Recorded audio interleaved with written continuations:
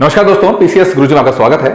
दोस्तों, आज एक बहुत ही इंपॉर्टेंट टॉपिक लेकर आए हैं। टॉपिक है कि bills pass by winter session 2022, यानी कि पार्लियामेंट ने अपने विंटर सेशन में, यानी कि शीतकालीन जो सम्मेलन होता है, उसमें कुछ बिल्स पास किए हैं। ठीक है, लोकसभा से राज्यसभा में बिल पास हुए हैं। तो अगर हम यूपी पीसीएस की बात करते हैं या यूपीएससी की बात भी करते हैं, तो बहुत सारे सवाल इस टॉपिक बन जाता है कि कौन सा बिल जो है वो पास हुआ, या उस बिल या ड्राफ्ट के अंदर क्या क्या बातें लिखी गई हैं। ना सिर्फ प्री में बल्कि मेंस में भी इस टॉपिक से सवाल आते हैं कि कौन कौन से किस बिल में क्या लिखा हुआ है, क्या चेंजेस हुए हैं। बहुत इंपॉर्टेंट टॉपिक रहता है। करंट अफेयर से भी जोड़ के पढ़ सकते हैं या पॉलिटी या किसी और टॉपिक से जोड़ के हम पढ़ सकते हैं इसके अंदर। तो आज हम विंटर सेशन में जो जो टॉपिक्स आए हैं, जो जो बिल पास हुए हैं, उनके बारे में पढ़ेंगे। सबसे पहले हम देखेंगे कितने बिल पास हुए हैं। देखिए, जो मिनिस्टर साहब हैं, उन्होंने अपना ऑफिशियल स्टेटमेंट में यह बात बोली है कि इस बार सेशन में 9 बिल जो है वो इंट्रोड्यूस किए गए लोकसभा के अंदर। 9 बिल लोकसभा के अंदर इंट्रोड्यूस किए गए। 7 बिल जो पास हुए हैं लोकसभा में, 7 बिल लोकसभा से पास हो गए, 9 बिल राज्यसभा से पास हो गए। ठीक है, 7 बिल लोकसभा में पास हुए हैं, 9 बिल राज्यसभा में पास हुए हैं, और total number of bills pass by both house of parliament during session is 9। और 9 जो बिल हैं वो दोनों लोकसभा और राज्यसभा दोनों से पास हो गए हैं। अब ये जो बिल पास हुए हैं, कई बार ऐसा आता है कि दोनों ही अगर पार्लियामेंट लोकसभा और राज्यसभा दोनों से पास हो जाते हैं तो उनके बारे में एग्जाम में आने की संभावना ज्यादा रहती है। लेकिन फिर भी कुछ इंपॉर्टेंट टॉपिक या इंपॉर्टेंट बिल के ऊपर नजर रखनी चाहिए, क्योंकि मेंस तक में भी ड्राफ्ट के ऊपर पूछ लेते हैं। ड्राफ्ट मतलब जो बिल टेबल पर रखा जाता है, उसमें भी क्या क्या बातें लिखी गई हैं वो भी पूछा गया है, चाहे यूपीएससी का मेंस हो चाहे पीसीएस का मेंस हो। तो ये बहुत ही इंपॉर्टेंट टॉपिक है, आपको पता होना चाहिए कि कौन सा बिल आया है, उसमें क्या बातें लिखी गई हैं। ठीक है, तो आज हम कुछ इंपॉर्टेंट जो बिल पास हुए हैं, अभी चूंकि एक्ट नहीं बना है, कानून नहीं बना है, हमें पता है कि लोकसभा राज्यसभा से पास होने के बाद जब तक राष्ट्रपति साइन नहीं करता, जब तक ये कानून नहीं बनते हैं, एक्ट नहीं बनते हैं। अब ये लोकसभा राज्यसभा से पास हुए हैं, राष्ट्रपति उम्मीद है कर देंगे इनको। जब ये वीडियो बन रहा है उस समय ये साइन नहीं हुआ है, अभी तक वहां तक गई नहीं है। ठीक है, जैसे ही विंटर सेशन खत्म हुआ उसके मैंने अगले दिन ही ये वीडियो बना दिया है। तो इंपॉर्टेंट टॉपिक है, इसको डिटेल में पढ़ेंगे। स्टार्ट करने से पहले दोस्तों एक छोटी सी इंफॉर्मेशन है। एक क्रैश कोर्स जो है यूपी पीसीएस प्री को लेकर, अगर आपकी तैयारी अभी तक नहीं हुई है और आप कंफ्यूज हैं कि कैसे तैयारी करेंगे, तो उसके लिए बहुत ही अच्छा 150 दिन का क्रैश कोर्स हम लेकर आ रहे हैं, जिसके अंदर आपको वीडियोस, पीडीएफ, टेस्ट के माध्यम से हर चीज जो है आपको दी जाएगी। कोई किताब नहीं खरीदनी, कोई कुछ नहीं खरीदना, सब कुछ आपको यहां से दिया जाएगा। और आपको मात्र 2,999 रुपए में आपका जो है पीसीएस प्री जो है तैयार करा दिया जाएगा। और इसको क्रैक कराने की जिम्मेदारी जो है वो हमारी है। बात कोर्स की नहीं है, बात कोर्स की नहीं है, बात है पीसीएस प्री क्रैक कराने के लेकर। बस आपको इतना करना है, जो चीजें हम यहां से आपको दे रहे हैं और जो प्रोसेस हम आपको बोल रहे हैं फॉलो करने के लिए, बस आपको उस प्रोसेस को फॉलो करना है। लगातार आप देखोगे कि वीडियोस, पीडीएफ, टेस्ट के माध्यम से हम आपका एक प्रोसेस में लेकर आते हैं, जिसमें आपको एग्जाम क्रैक करना आसान पड़ जाता है। इस नंबर का कॉल करके बात कर सकते हैं, साथ में डिस्क्रिप्शन बॉक्स में मैं नंबर डाल दूंगा, तो भी आप बात कर लेंगे। जिन लोगों को लेकिन लगता है कि नहीं हमने तैयारी कर ली है, बस अब टेस्ट सीरीज के माध्यम से तैयारी करना चाहते हैं, तो उनके लिए एक बहुत ही अच्छा टेस्ट सीरीज है, आप इसमें देख सकते हैं। एक बहुत ही काम की टेस्ट सीरीज जो है वो आपको इंट्रोड्यूस कर रहे हैं। यहाँ पे लगभग 150 टेस्ट इसके अंदर हैं, और सभी छोटे जो सेक्शनल टेस्ट होते हैं वो भी हैं, जो कि 25-25 क्वेश्चन के होंगे, और बड़े जो हैं वो 100 और 150 क्वेश्चन के होंगे। तो एक हफ्ते के अंदर लगभग 4 टेस्ट होते हैं। बहुत ही अच्छा प्रोसेस डिजाइन किया गया है, हर चीज याद कराई जाएगी आपको, कुछ भी बाहर से आपको कुछ करना नहीं है। स्टेप बाय स्टेप के माध्यम से तैयारी करा दी जाएगी।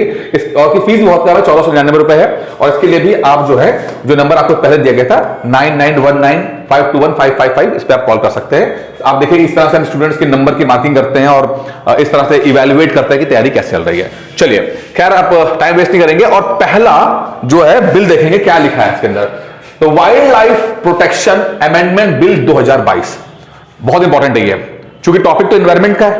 ठीक है, the wild life protection amendment bill 2022। Amendment का मतलब है कि पहले एक बिल था, अब अमेंडमेंट हो गया है। अब यूपी पीसीएस में एक सवाल आया था कि अगर ये नया बिल बनना है तो पुराना बिल कौन सा था। ठीक है, अगर यहां पे मैंने अमेंडमेंट लिखा हुआ है, अगर ये नया bill the wild life protection bill बना हुआ बिल है, तो ये अमेंडमेंट है, इससे पुराना वाला बिल कौन सा है। ये मैंने आपको होमवर्क दे दिया कि अब आपका जिम्मेदारी है कि आपको देखना है कि इस बिल से पहला ये बिल जो है किसको अमेंड कर रहा है, किसको सुधार कर रहा है, वो आपको देखना है। यूपी पीसीएस में एक बार सवाल आया हुआ है, प्री में आया हुआ सवाल। ठीक है, अभी हम 2022 का देखते हैं क्या बात है इसमें। जो बातें बोली गई हैं हम पहले उसको देख लेते हैं। इसमें बहुत सिंपल सी बात बोली गई है, increase the species protected under the law and implements the convention on international trade in endangered species of wild fauna and flora and fauna की बात कर रहे हैं। अब देखिए, मैं आपको पहली बात समझिएगा, जो लोग हिंदी मीडियम के हैं घबराएंगे नहीं, शांत होकर बैठेंगे, सब कुछ आपको मिल जाएगा। ऐसा कुछ इसमें अंग्रेजी लिखी नहीं है जो समझ में नहीं आ रही होगी आपकी, और थोड़ी बहुत तो बर्दाश्त करना आपको आना चाहिए। हर चीज स्पून फीडिंग नहीं होती आपकी। ठीक है, मैं वैसे मैं हिंदी में दे दूंगा, आपको बता भी दूंगा, लेकिन घबराना कम है। वो इमरान खान क्या बोलते हैं, सबसे पहले आपको घबराना नहीं है, तो आपको घबराना नहीं है। ठीक है, ये बोल क्या रही है, मैं इसको हिंदी में सुनाता हूं।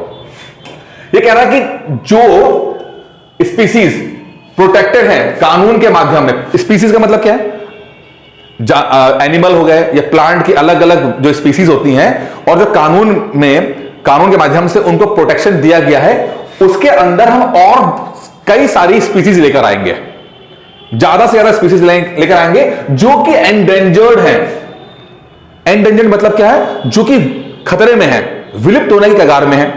अब एंडेंजर्ड का मतलब क्या होता है, अब इसमें दो तीन शब्द आते हैं। एक आपका आता है red data book, red data book जो होता है वो आता है, और एग्जाम में सवाल दिया जाएगा, क्या आता है कि कौन कौन सी जो स्पीसीज हैं वो कैसी हैं। जैसे कि एक आता है एक्सटिंक्ट, यानी कि विलुप्त हो गया, विलुप्त खत्म हो गया, मतलब अब दुनिया में इसका नामो निशान नहीं है। एक होता है एंडेंजर्ड, ठीक है, मतलब कि खत्म विलुप्त हो सकता है, बस थोड़ा सा बचा हुआ है। ठीक है, थ्रेटेंड, खतरा है। ठीक है, इस तरह की अलग अलग कैटेगरी बनाई गई हैं। तो आपको जब आप एनवायरनमेंट पढ़ोगे तो आपको इस तरह से ठीक से पढ़ना है, क्योंकि लगातार सवाल जो है रेड डेटा बुक के ऊपर आता है। किताब है उसमें रहता है कि कौन सी जो हर साल, जैसे कि जब भी एग्जाम आने वाला हो तो उस साल कौन से स्पीसीज को इंक्लूड किया गया है, थ्रेटन में किया गया है, वनरेबल में किया गया है, एक्सटिंक्ट में किया गया है, एंडेंजर्ड में किया गया है, आपको पता होना चाहिए। खैर, ये तो आपको मैंने यहां बता दिया। कानून क्या बोल रहा है, जो प्रोटेक्शन एक्ट बोल रहा है कि हमें ज्यादा से ज्यादा स्पीसीज को लेकर आना है। ठीक है, और इंप्लीमेंट करना है कौन सा कन्वेंशन, देखिए इंपॉर्टेंट सवाल आने वाला है। इंप्लीमेंट करना है convention on international trade endangered species in endangered species of wild life, यानी कि एक है ये एक आपका कन्वेंशन है। कन्वेंशन का मतलब मीटिंग कि बैठ के सब लोगों ने बैठकर एक कानून बनाया, कन्वेंशन। ठीक है, अब जब इंटरनेशनल, क्योंकि अब इसको पढ़ेंगे अभी हम लोग, साइट्स को पढ़ेंगे कि क्या बोलता है। फिलहाल ये समझिए कि सरकार बोलता है कि स्पीसीज को हमें इंक्रीज करना है, कानून लाना है, और इस साइट्स को हमें इंप्लीमेंट करना है, जो पेड़ और पौधों में, पेड़ पौधे और जानवर दोनों में लाना है। यानी कि जो बातें साइट्स बोल रहा है उसको हमें और ज्यादा से ज्यादा इंप्लीमेंट करना है। ठीक है, अब थोड़ा सा एक स्टेप आगे लेके जाएंगे हम। क्या लेके जाएंगे, हम बात करेंगे कि साइट्स के बारे में पढ़ लेते हैं कि साइट्स क्या साइट्स क्या चीज है। मैंने कहा ना कि आपको समझना है साइट्स क्या है। 1975 में ये वो हो गया, आ गया, और लगभग शुरुआत में 184 कंट्रीज थी। पार्टीज को कंट्री बोलते हैं। ठीक है, 184 कंट्री हुआ करती थी। ठीक है, अच्छा, एक बार सवाल तो ये बनता है कि ये पूछा जाता है आपसे। ठीक है, तो आप जितने भी ऑर्गेनाइजेशंस हैं, इंपॉर्टेंट ऑर्गेनाइजेशन है, कन्वेंशन से, प्रोटोकॉल से, किस साल आए उसको पढ़ना है, और वो क्या काम करते हैं वो पढ़ना है। तो एनवायरनमेंट का सवाल आपका पूरा कंप्लीट हो जाएगा। ठीक है, साइट्स जो है वो फोर्स, मतलब कि इंप्लीमेंट हुआ, एग्जीक्यूट हुआ या आया 1975 में, और 184 पार्टीज थी इसके अंदर। इसका काम क्या था, काम था हमें एंश्योर करना कि international trade in specimen of wild life animals and plants does not threaten their survival. बहुत इंपॉर्टेंट बात समझिएगा, आपको क्या बोल रहा है वो। देखिए, जानवर या पेड़ पौधों का व्यापार भी होता है, इधर से गए उधर, इधर से इधर गए, दो देशों के बीच में हो रहा है, दो कॉन्टिनेंट के बीच में हो रहा है। ठीक है, अब कहते हैं कि व्यापार करो, कोई दिक्कत नहीं है, लेकिन व्यापार ऐसा नहीं होना चाहिए कि उनके सर्वाइवल यानी कि उनके जिंदा रहने पर ही खतरा हो जाए। पता लग रहा है कि खाली 4 टाइगर रह गए लेट सपोज, और आपने उसका ही व्यापार कर दिया तो बचा ही कुछ नहीं वहां पर।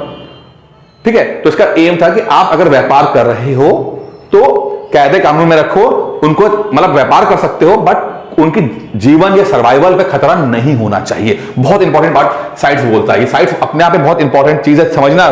थोड़ा मैं खींच रहा हूं उसको, लेकिन समझने की कोशिश करना इंपॉर्टेंट है एनवायरमेंट का। ठीक है, साइट्स का सेक्रेटरीट जो है वो जो एडमिनिस्ट्रेशन होता है वो यूएनईपी करता है। United nation environmental programme, united nation environmental programme. Exam में आया था कि यूएनईपी का हेड ऑफिस कहां है, यूएनईपी का हेड ऑफिस कहां है, तो अब आएगा। फिलहाल से देखिएगा कि इसका जो हेड ऑफिस है वो स्विट्जरलैंड जिनेवा के अंदर है। कहां है? स्विट्जरलैंड जिनेवा के अंदर है। ठीक है, समझ में आ रहा है? साइट 75 में आया, काम था कि व्यापार कर रहे हो कर लो, लेकिन सर्वाइवल में खतरा नहीं होना चाहिए। और यूएनईपी इसको देख रहा है, यूनाइटेड नेशन एनवायरमेंटल प्रोग्राम देख रहा है, और इसका जो ऑफिस है वो जिनेवा स्विट्जरलैंड के अंदर है। और सरकार अपन बोल रही है कि wild life protection amendment act 2022 बोल रहा है कि ज्यादा से ज्यादा जो हमारे पास स्पीसीज हैं जो कानून के अंदर दायरे में है उनको लेकर आना इसके अंदर कि उनकी रक्षा की जा सके, और साथ में साइट्स का जो प्रोग्राम है उसको ठीक से इंप्लीमेंट करना। ठीक है, चलिए आगे देखते हैं। दूसरा, the energy conservation amendment bill 2022 बहुत इंपॉर्टेंट है। एनर्जी है, देखिए चाहे एनवायरमेंट का हो चाहे एनर्जी को, बहुत इंपॉर्टेंट, ये वीडियो ही बहुत इंपॉर्टेंट है। The energy conservation amendment bill 2022। अब ये भी अमेंडमेंट है तो आपको ये बताना है, ये पता लगाना है कि इससे पहले कौन सा बिल था जिसको अमेंड किया जा रहा है। ये 2022 में ये आ गया तो ये समथिंग कुछ होगा, कौन से ईयर का होगा ये आपको बताना है। ये एग्जाम में आपको होमवर्क दिया है। क्या बोलता है? सीक्स टू मैंडेट, 2-3 चीजें देखते हैं। देखिए यहां पे बहुत इंपॉर्टेंट है, यहां पे 2-3 चीजें हम समझेंगे, इसलिए थोड़ा सा बर्दाश्त करना। क्या देख रहे हैं? Mandate use of non fossil sources including green energy, बहुत बहुत बहुत important, green ammonia, biomass, ethanol for energy and feed stock. क्या बोल रहा है कि भाई जो नॉन फॉसिल सोर्सेज है हमारे पास, ठीक है, नॉन फॉसिल्स, फॉसिल कौन सा होता है? पेट्रोलियम वाले, पेट्रोलियम, कोल। ठीक है, कहता है कि हम लोग ना ज्यादा से ज्यादा ये यूज करेंगे, नॉन फॉसिल यूज करेंगे, और उस पर भी हम लोग green hydrogen, green ammonia, biomass, ethanol को ज्यादा देखेंगे, जो कि हम एनर्जी को बनाने काम आ जाएगा।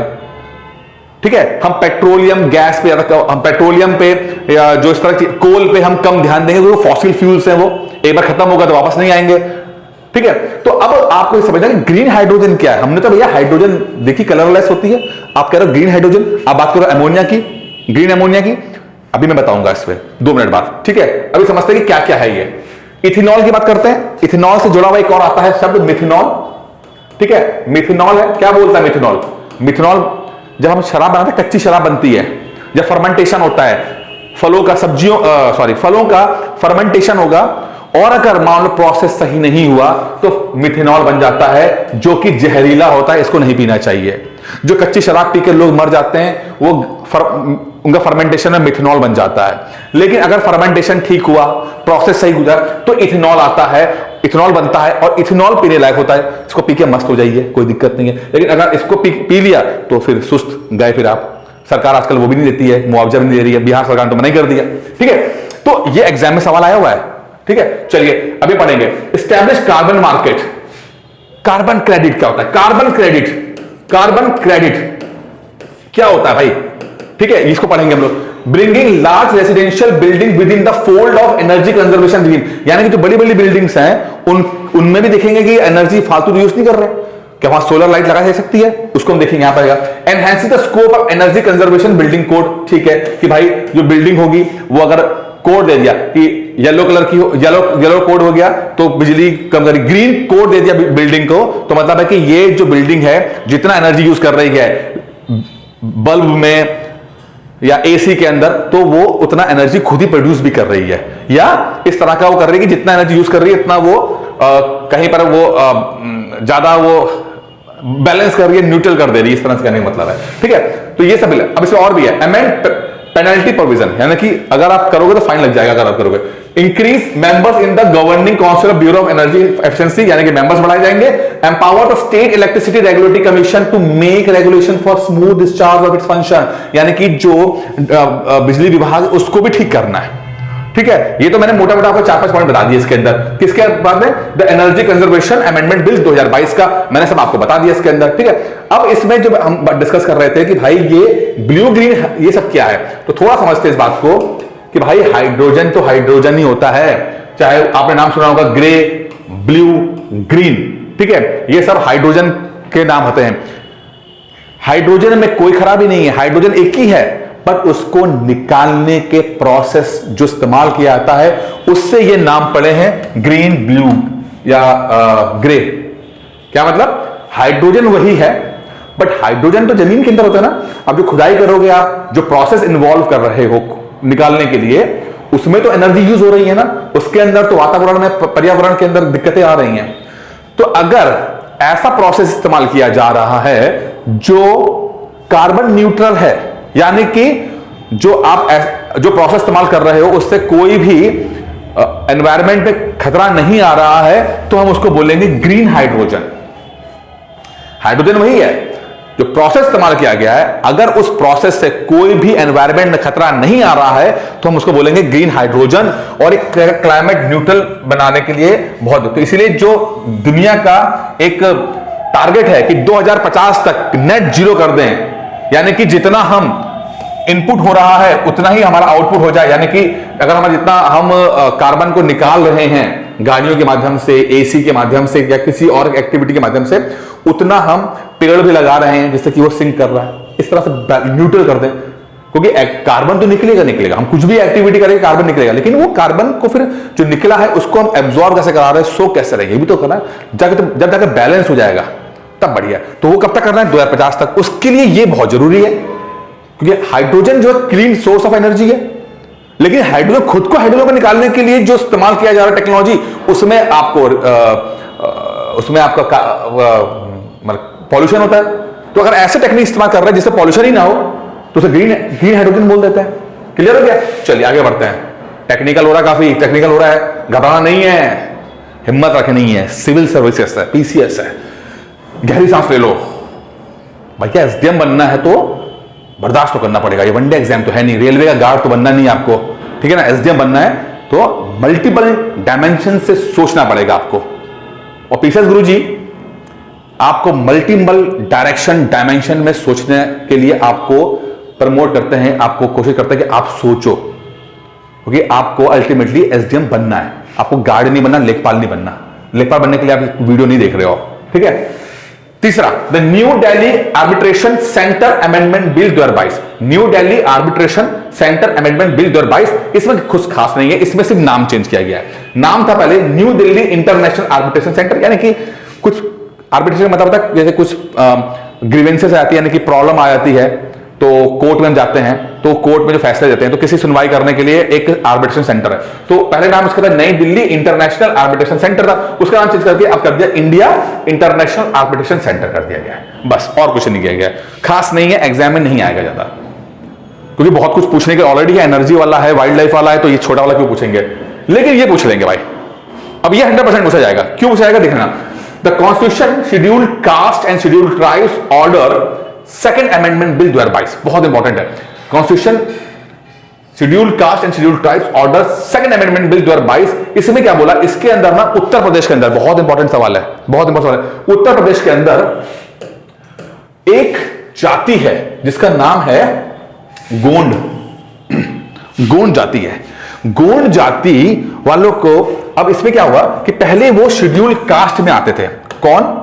गोंड जाति वाले शेड्यूल कास्ट में आते थे 4 डिस्ट्रिक्ट के अंदर। 4 डिस्ट्रिक्ट के अंदर गोंड जो है वो आता था शेड्यूल कास्ट के अंदर।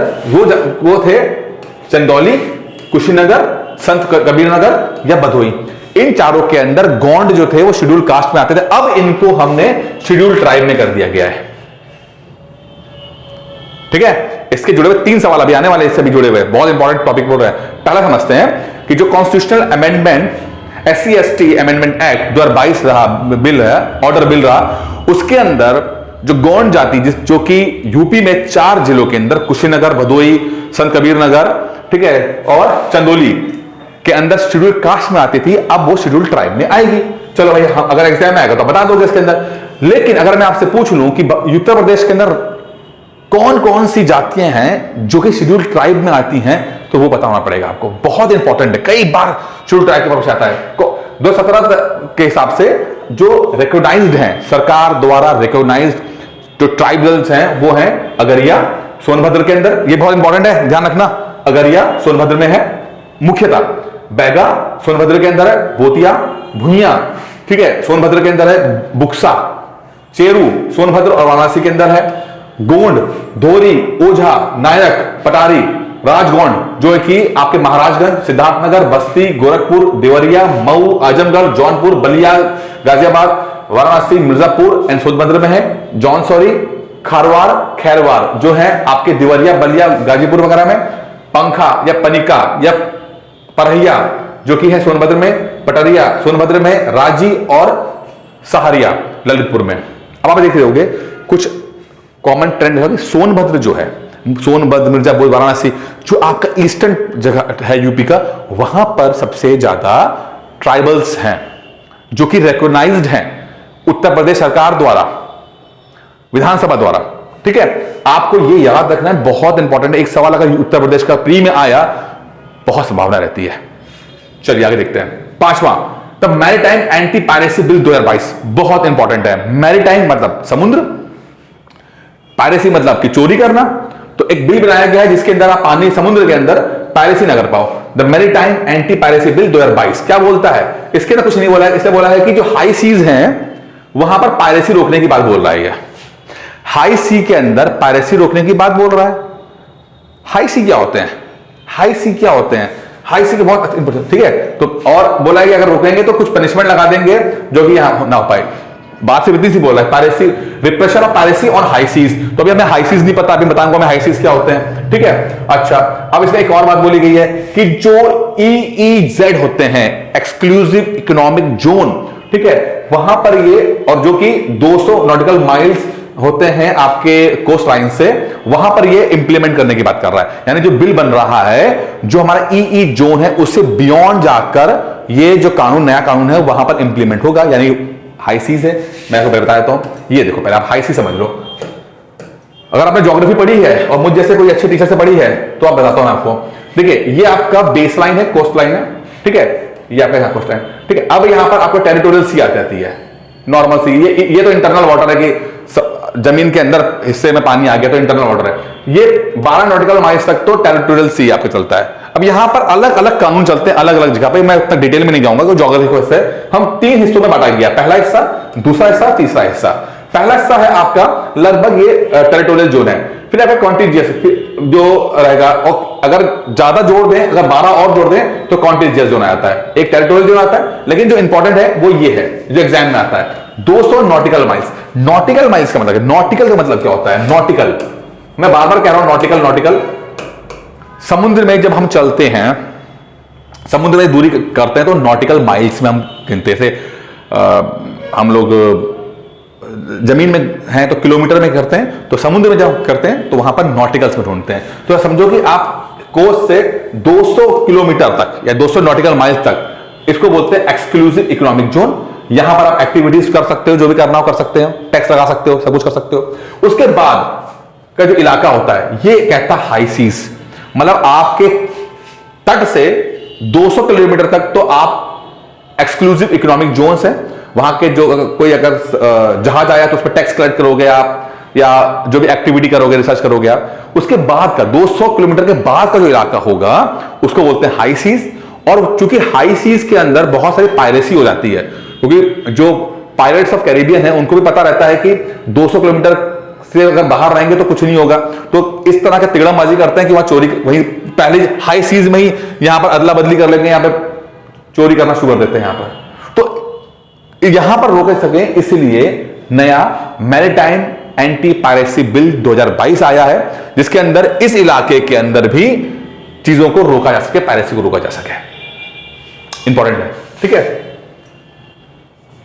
छठा, the constitutional scheduled tribes order second amendment bill 2022। देखिए हमने SC ST वाला पढ़ लिया था, दूसरा खाली ट्राइब्स वाला है। क्या बोल रहा है ये बोल रहा है, सिर्फ बहुत सिंपल सी बात है, ये बोल रहा है तमिलनाडु के अंदर, ठीक है, दो जातियों को ये बहुत इंपॉर्टेंट है, दो जातियों को शेड्यूल ट्राइब बना दिया है। कौन सा? नारी कोरवम और कुरी विकरन। नारी कोरवान और कुरी विकरन, ये जो है कम्युनिटी, इनको शेड्यूल ट्राइब बना दिया है तमिलनाडु में। ये प्लीज, अगर मैं प्रोनाउंसिएशन गड़बड़ हो रही है समझ लीजिएगा, लेकिन इंपॉर्टेंट है। जिस तरह से गोंड यूपी, ठीक है, उस तरह से नारी कोरवन और कुरी विकरन जो है वो तमिलनाडु। सेम एक और भी आता है कॉन्स्टिट्यूशनल अमेंडमेंट, जो बिल 4th अमेंडमेंट है, वो क्या बोल रहा है कि बेटा कुर्बा, कर्नाटक के अंदर जो बेटा कुर्बा नाम से था उसका नाम अब काडू कुरुबा कर दिया। जो पहले काडू कुर्बा समझते थे, अब उसका नाम बेटा कुर्बा कर दिया। कुरुबा क्या था? काडू कुर्बा था, वही नाम बेटा कुर्बा कर दिया। नाम का चेंज हुआ है, नई जाति इंक्लूड नहीं की है, बस नाम चेंज किया गया है कि हाँ भाई ठीक है, उस नाम से पहचाने जाते थे और सरकारी वाले में अलग नाम था, तो बस कंफ्यूजन ना रहे, तो ये है बेटा कुर्बा और काडू कुर्बा, जो कर्नाटक की जनजाति थी, उनको शेड्यूल ट्राइब्स में जोड़ा गया हुआ है। ये पूरे कुल 7 मैंने आपको पढ़ा दिए हैं, ठीक है, मेन जो थे, बाकी एक दो और थे जो इंपॉर्टेंट थे मैं करा दिया। उम्मीद करता हूं कि विंटर सेशन के अंदर जो भी इंपॉर्टेंट एक्टिविटीज हुई हैं, जो बिल पास हुए हैं, वो सब मैंने कवर करा दिए हैं। एग्जाम में कोई ना कोई 100% फंसेगा जरूर, ये मेरा आपको प्रॉमिस है। ये अब देख लीजिएगा। बाकी खत्म करने से पहले दोस्तों, जिन लोगों ने अभी भी डर लग रहा है यूपी पीसीएस प्री क्रैक करने के लिए, घबराने की बात नहीं है। पीसीएस गुरुजी का प्रोसेस जो है वो आपको जरूर पीसीएस प्री तो क्रैक कराई देगा। अगर मेंस की बात मैं अभी नहीं कर रहा, लेकिन प्री तो क्रैक करा देगा। उसके लिए 150 दिन का जो क्रैश कोर्स चल रहा है, इतना अच्छा प्रोसेस है, वो आपको आराम से क्रैक करा देगा।